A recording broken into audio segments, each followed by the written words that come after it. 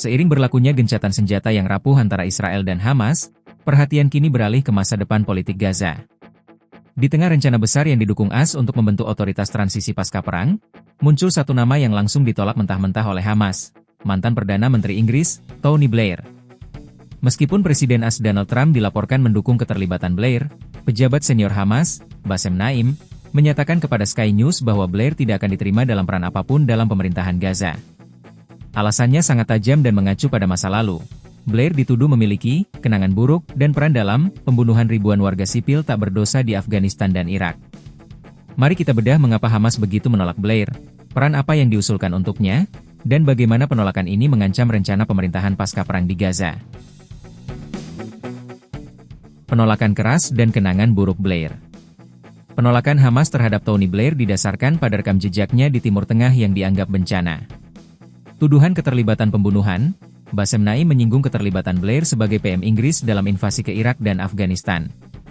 Kami masih dapat mengingat perannya dalam pembunuhan, yang menyebabkan ribuan atau jutaan kematian warga sipil tak berdosa di Afghanistan dan Irak, ujar Naim.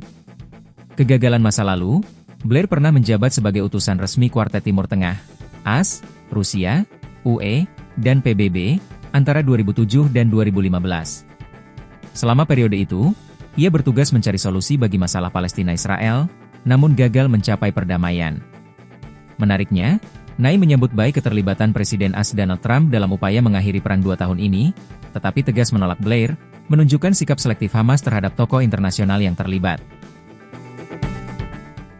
Rencana otoritas transisi yang terancam. Penolakan ini datang di tengah laporan bahwa Blair sedang dipertimbangkan untuk memimpin otoritas transisi di Gaza. Otoritas transisi, rencana yang didukung AS mengusulkan pembentukan otoritas transisi di Gaza hingga 5 tahun. Pengecualian kunci, otoritas transisi ini akan mengecualikan baik Hamas maupun otoritas Palestina, OP, yang berbasis di tepi barat. Kekuasaan tertinggi, otoritas transisi yang dipimpin tokoh internasional, seperti yang diusulkan Blair, akan memegang otoritas politik dan hukum tertinggi atas Gaza selama periode sementara. Penolakan Hamas otomatis mengancam seluruh legitimasi dan kelangsungan rencana ini, mengingat Hamas masih menjadi kekuatan dominan di lapangan, terlepas dari gencatan senjata. Gencatan senjata berlaku di tengah tembakan. Gencatan senjata sendiri telah diratifikasi oleh Israel dan Hamas, dengan militer Israel mengonfirmasi penarikan pasukan ke garis yang disepakati. Ribuan warga Palestina pun mulai kembali ke utara Gaza pada hari Jumat. Namun, laporan terbaru menunjukkan kerapuhan kesepakatan. Serangan udara, tembakan artileri, dan tembakan senjata api Israel masih dilaporkan terjadi di kota Gaza dan Han Younis pada Jumat pagi, bahkan setelah kesepakatan diumumkan. Sementara para mediator telah memberikan jaminan bahwa penandatanganan kesepakatan akan berarti perang telah berakhir tanpa batas waktu. Insiden penembakan ini dan penolakan keras Hamas terhadap Tony Blair menunjukkan jalan menuju stabilitas jangka panjang masih sangat panjang dan penuh bahaya.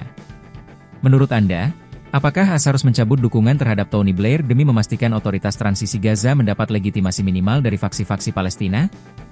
Sampaikan analisis Anda di kolom komentar.